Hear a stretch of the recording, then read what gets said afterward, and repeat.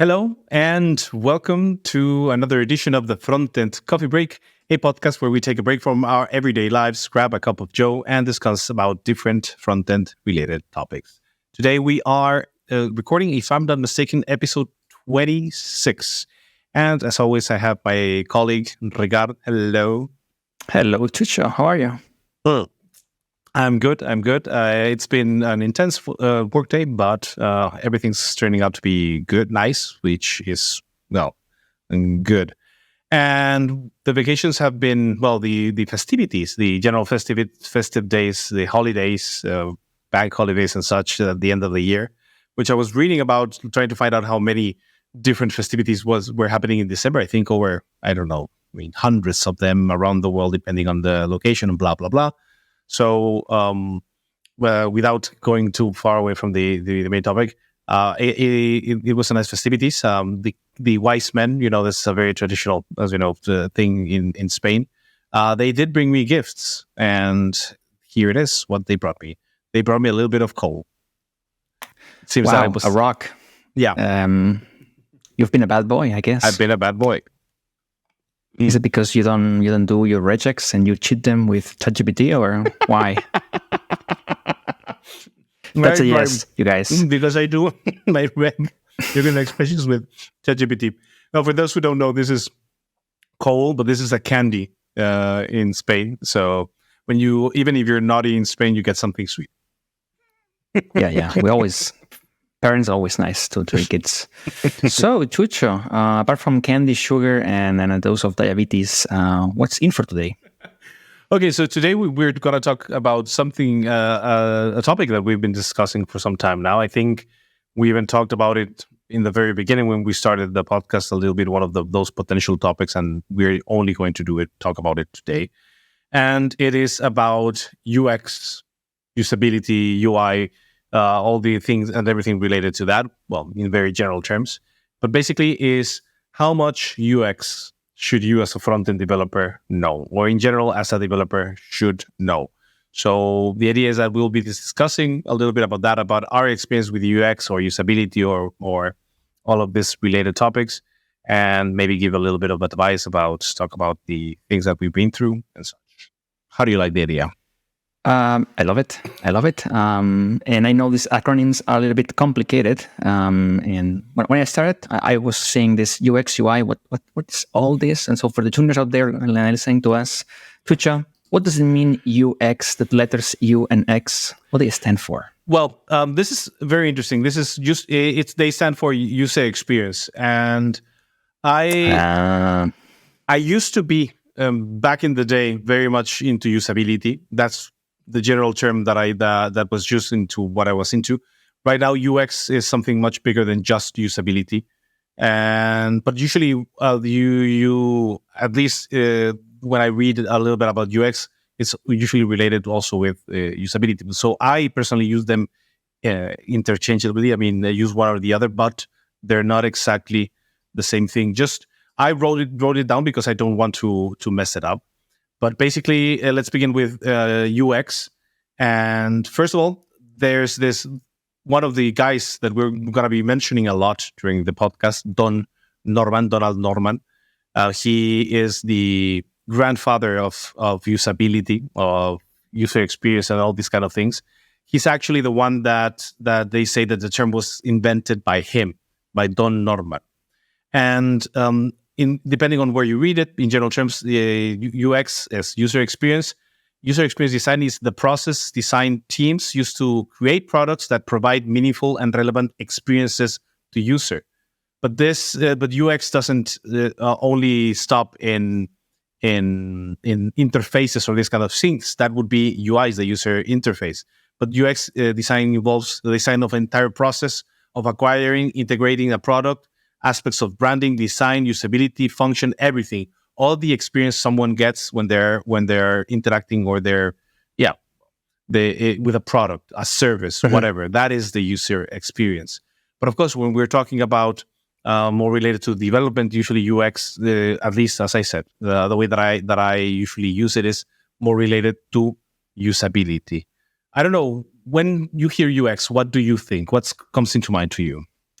It's funny that the description that you said, it says relevant experiences to the users. But when I think about UX, it could be a good thing or a bad thing, right? When I go to a website and I don't know, and the confirmation button, which maybe it's a positive action, it's in red. I think, what a poor user experience, because it feels like I'm doing something wrong or deleting or doing a complicated action, but it's just saving my document or whatever. So for me, user experience is the whole journey, right? It could be, as you said, in our case, when doing websites or marketing websites, it's just, maybe reading an article or just, going through a journey of logging into the page and then performing an action. So for me, it's just these journeys.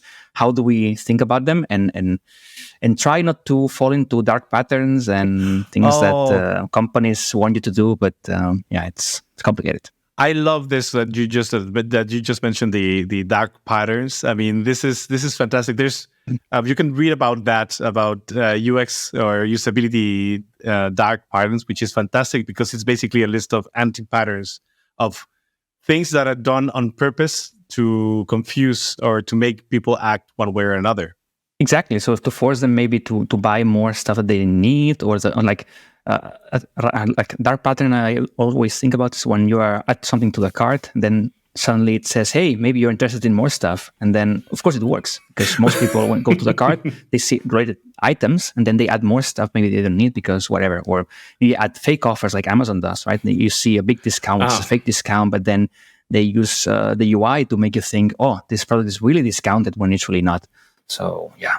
And one of the for just to close this topic, I mean, I think it's fantastic the dark patterns because it's super interesting. It's like using good knowledge for evil purposes. We are actually every day, if you're a web user, a regular web user, you are confronted with dark patterns, and the most typical one, at least that comes into my mind, is the cookies. Usually the cookies will be designed in such a way to make the user select the yes, I accept all. And they're designed that way on purpose. But there's many others. That I recommend anyone that's interested in this. It's an interesting topic to go and look for dark patterns. There's a lot of articles and these kind of things. It's super great. By the way, about cookie banners, if you're using the latest Firefox, you can enable an experimental setting where they will decline automatically cookie banners for you. So, but go Firefox. How does that work? Just a small pause. Yeah, it's on a list of like approved sites, or like, I mean, they do it by hand. Like they have a white list, not listed, but a list of sites they support the sites. And then because they know the UI there, they just target the element and they close the banner for you. It's not on every page, of course. It's just on pages they support. But the list is like the regular newspapers and news outlets, so it's good. The interesting thing is that this is user experience, actually. Improved user experience by Firefox, making it easier to do it. Nice. Okay, well, that's just user experience in general terms. We should discuss a little bit further. Of course, we're going to focus ourselves on development, user experience on the development elements and on the front-end development. But before we go to that, there's also another term that the one that is very related to what we want to talk about, which is usability. I heard this term many years ago, and I started getting interested in the topic. But your experience with usability, I'd love to hear it, Jakob. What would that be?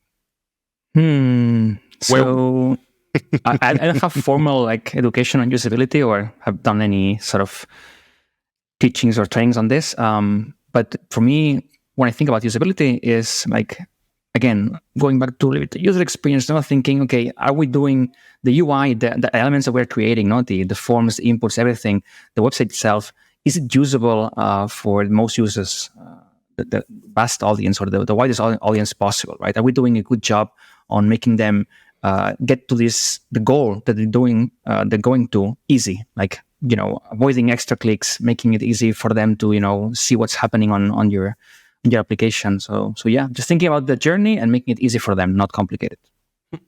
Well, just taking a little bit of what usability is defined in the Nielsen Norman group.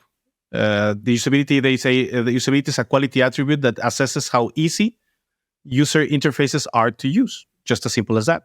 And although the word usability is also referred to methods for improving ease of use during the design process. And I just want to put this out because this is something also quite interesting. Usability in there is they say that it's defined by 5 quality components: learnability, how easy it is for users to accomplish basic tasks the first time they encounter the design; efficiency, once users have learned the design, how quickly they can perform the task; memorability, when they return after a period of not using it, how easily they can reestablish proficiency; errors, how many errors do users make, how severe they are, and how easily they can recover from the errors; and satisfaction, which would be quite related to experience, how pleasant it is to use the design. Just wanted to put it out there. There's a lot of information about usability, especially if you go to the Nielsen Norman group. They have very interesting articles. And precisely, the Nielsen Norman comes because of the 2 founders. I think Jakob Nielsen, which is usually called the father of usability, and Donald Norman, which is the grandfather of usability. But anyhow, what I just wanted to say, because this is interesting. Just have you worked, for example, when you were started working as a front-end developer, doing or taking into account usability on your own, or? Wow, I mean, when I started, no way. In the end, I always thought that these things were more accountability of designers. Like they think about the UI, they think about the whole journey, and they design the websites I will code with that in mind. So I don't know, what about you, Tucho? I mean, what was your first contact or your first thoughts on usability? Well, as I said, I don't work with usability. At one point in my life, I wanted to become a usability expert, not UX, but a usability expert. I never got to manage to do that, but I did throughout my life. I've done a lot of reading. I started over 20 years ago, actually. I had a teacher, a multimedia teacher. Moraima Campbell, she's from the school that I studied in. She's an amazing person and an amazing usability expert. And she's the one that introduced me to the concept. We were doing multimedia. She says she's in love with that, with usability. She talked about that. And that's when I learned that existed. She even did some usability testing. And she recommended one of the first books that I read regarding usability. I have a lot of books here. This one's Usability Engineering by Jakob Nielsen. And it has a lot of information like, this was the book that was the reading material, the requirements for one of the classes. Not the one that I took, but I think this became a reading a requirement after the multimedia class that I took, years or sometime after. I, of course, read it, and it's quite interesting. That's when I got acquainted with Jakob Nielsen. And ever since then, I think that it's one of the things, knowing about this, about user interfaces and such, is one of the things that pushed me into front-end development. When I started doing front-end, development, web development in general as a full stack, I was always more interested in the interface, especially because I saw other people weren't, that I worked with. We were the ones that were designing the interfaces, and it was like, maybe this is not the best way to do it. Maybe this is not the best option for this, the best placement, blah, blah, blah.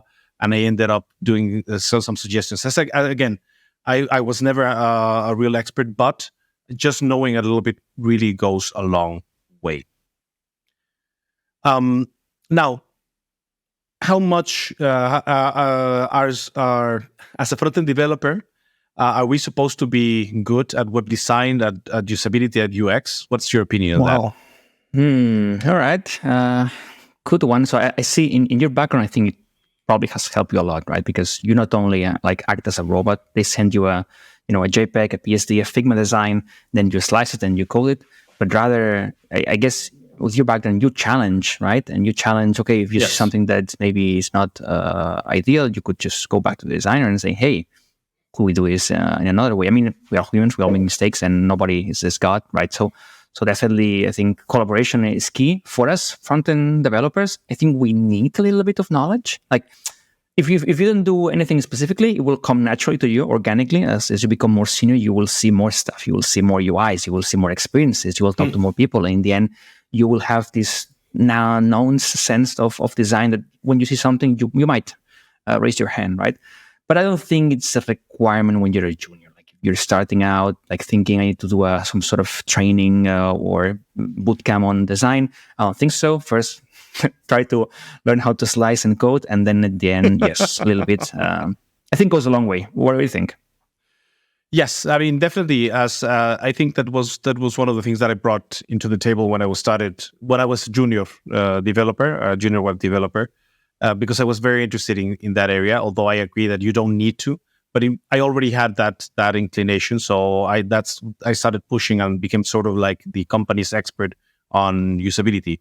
Although I remember that when I asked, "Hey, could we do something more serious regarding usability?" And they said, the moment that the client is paying for usability, that's the moment that we'll do usability. And we never got that. We never got to, but I'm talking about the beginning of the century. Ooh, that sounds quite curious. 2006, 7, 8, 9, during those years, that's what I was trying to push more, the subject, but it was not.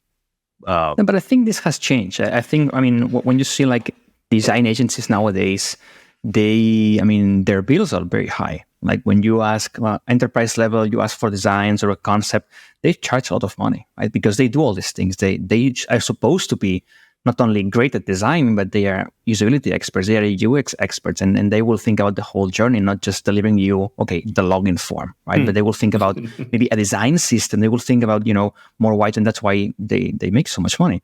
Yeah, because they must be good. Otherwise, it's just, somebody creating a Figma design. That's not really a good designer, in my opinion. Do you think it's valuable right now for a front-end developer? If a front-end developer that's beginning their career, as you said, junior, maybe not at the beginning, very beginning, it's not a requirement for sure. It's not a hard requirement as it would be to learn the basics, JavaScript, CSS, HTML. But if someone says, hey, I want to get into front-end development, should I invest time learning to design web design? I would definitely stay close to the designer team, right? I would. What I always try to do in any project I go, any account I go, is always try to be early in the process of creating something. When the client says, I have this user story or this requirement, then first obviously goes to designers who will create the designs, and then eventually comes to you. But don't wait at the end. Don't wait at the end to learn or to act on it. I would just go in early and then just learn from them. What do they do?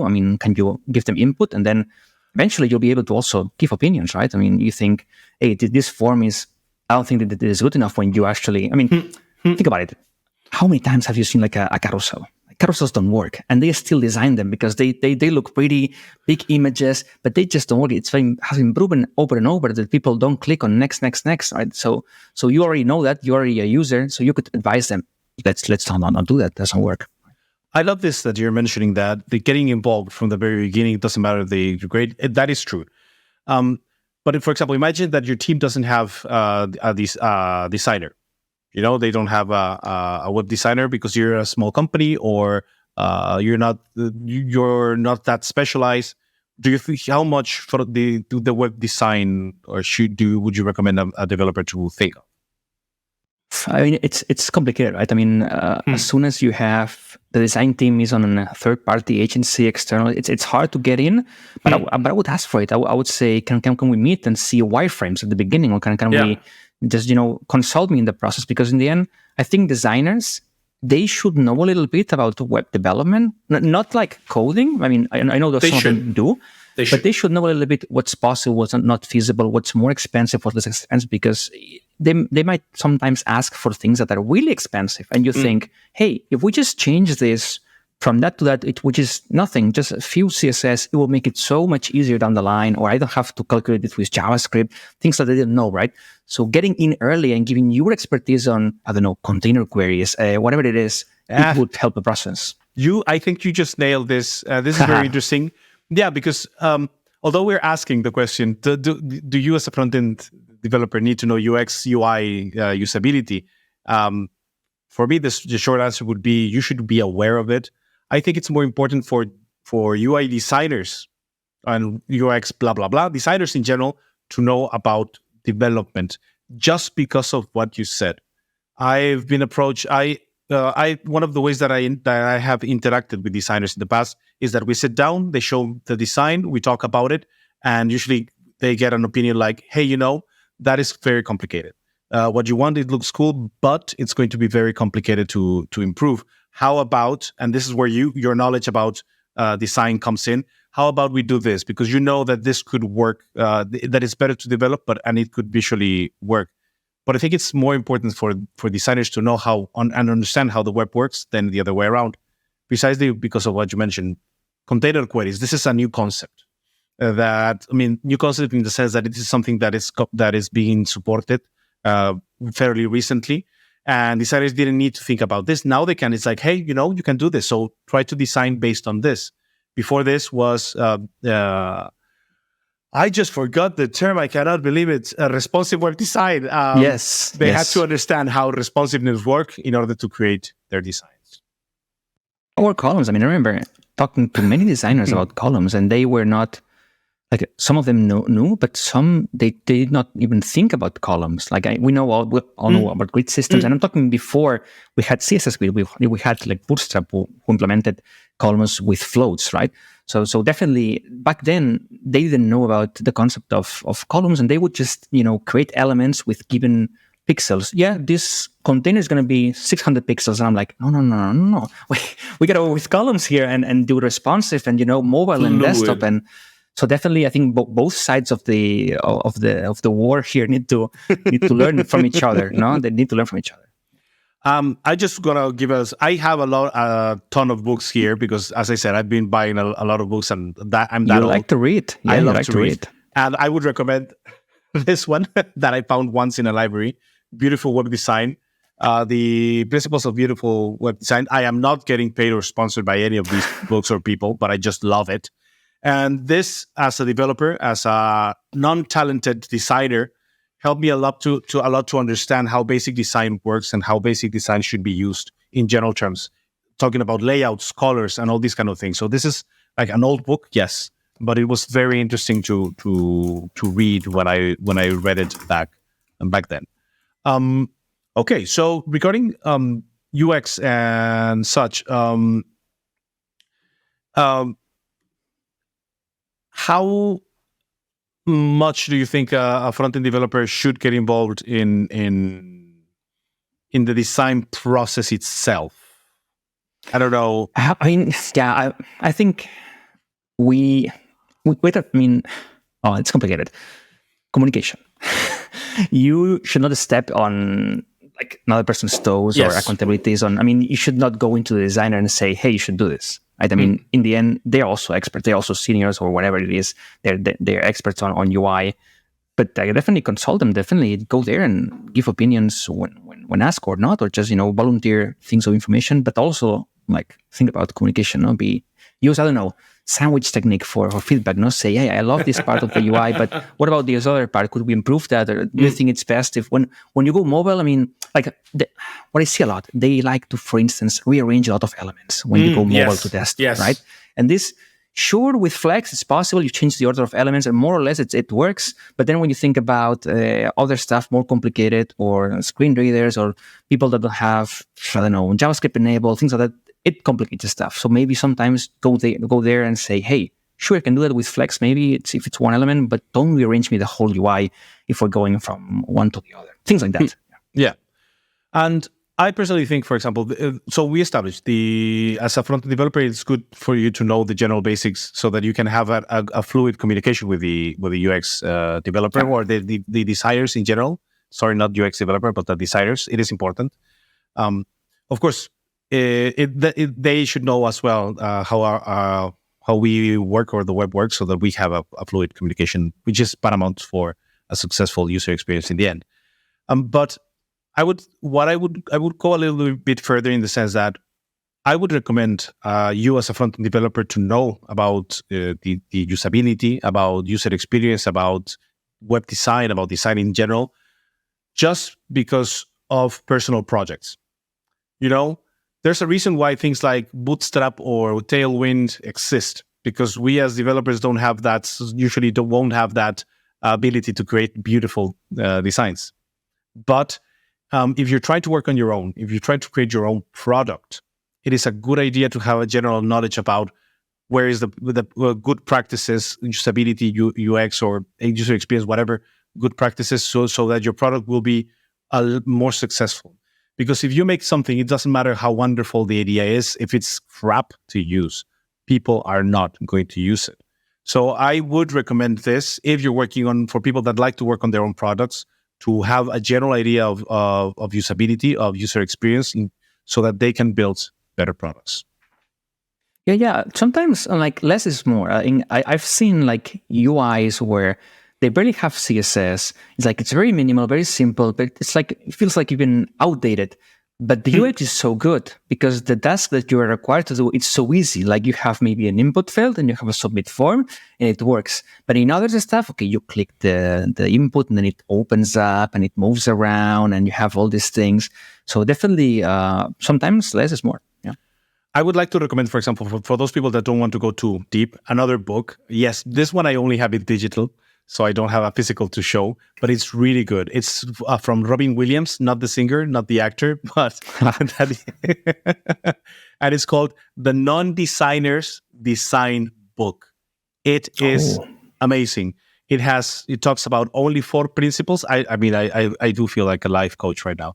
It talks about only 4 principles about good design, and it is amazing. And some of these principles actually can be extrapolated to even coding itself. Like one of them, which is repeatability. I think it was the term that you repeat the same patterns over and over. You don't change the patterns. So it's just like coding. If you want to be a good developer, you need to repeat the same patterns over and over. Because otherwise, suddenly you see something different. It's like, why is this different from the other thing? Really recommended, highly recommended, really. Yes, we will add them all in the show notes down in the description, because that's a lot of stuff today, man. You like to read. I like it. And there's another aspect regarding usability more than user experience, which it's blah, blah, blah, is user testing, usability testing. And this is more simpler to do than people would think about. I don't know if you've been involved in UX testing. No. I mean, you're saying it's easy to do. I thought. I think it's very complicated. No. Like, okay. The easiest usability testing I can think of, if I give my web application to my mother and I tell her, "Can you please do this task?" Right? That will be the easiest and cheap. But that's the way that it works. Oh, see? Okay. Tell me more. There's a book. Let's go. Excellent. More books. Made easy. Rocket surgery. Okay. Precisely, the idea is that they try to Steve Krug tries to make you understand that making usability testing is easier than you can think of, and it can be as simple as what you said. Actually, I think there's a video that's linked in the book, or you have the link to the book, where he, in a talk, grabs someone from the crowd, sits them, asks them to do a couple of very easy tests, and they find a lot of tests, a lot of issues. Actually, in the Jakob Nielsen, I think in the group, they agree that you only need to test up to around 5 people will find most of the usability issues that a website or that a product have. Only 5. You don't need to do a huge amount of testing.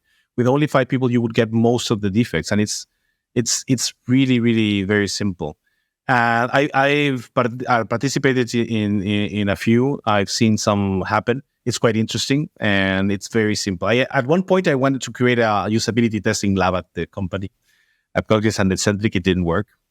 But because that's not what we do either. But I would have loved to be involved in that. Sounds complicated. No, probably a mouse tracking, or maybe camera tracking your eyes, heat maps on the screen, things like that. No, those are high tech things, but you can do it with very low budget. It's really quite interesting.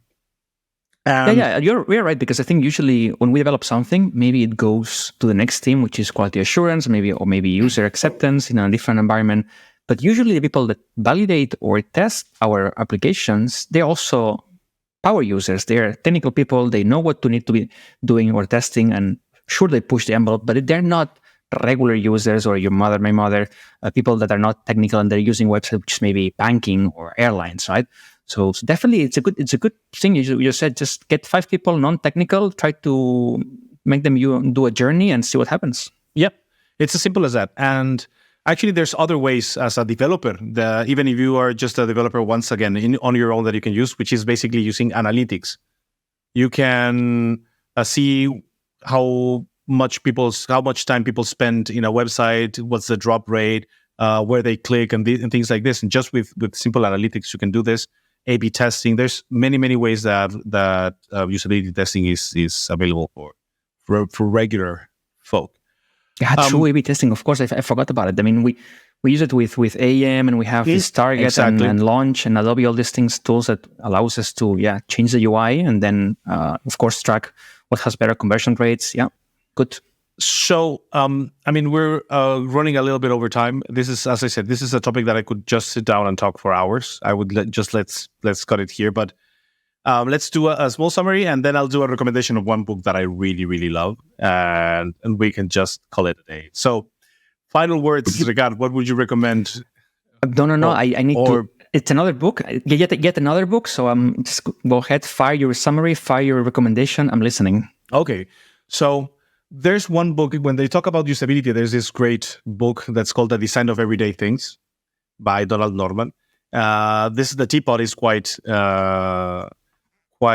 famous. And this is supposed to be like a really good book about usability. But after some time, he wrote like the second part. And that's one of my favorite books, which is Emotional Design. And why we love or hate everyday things. And the idea, the difference between that one and this one, and it's about user experience, is that he centered on usability only, on how efficient things are designed and such in the first book. In this one, he took into account the user's experience, the user's feelings regarding when interacting with stuff. And this is really, if you are going to read only one book, I would recommend the Non-Designer's Design book. And this one, it is one of my favorite books. You can see that it's really worn out because I've read it a couple of times or more. And one of the interesting things, for example, that you can read here is that with the exact same interaction, if the interface is more beautiful, people are less prone to errors, or are less prone to frustration, and will try to do things, to finish tasks more in a bigger percentage. It's a fantastic book. Yes. So CSS is important. Make your sites pretty. It is. Good recommendation. Thank you so much, Chucha. Well, thank you, Jakob, very much for the episode. And thank you for everyone for listening. And would love to hear or read anything that you have to say regarding this topic. I think it's an amazing topic. And well, I guess see you next time. See you in the next Frontend Coffee Break. Bye.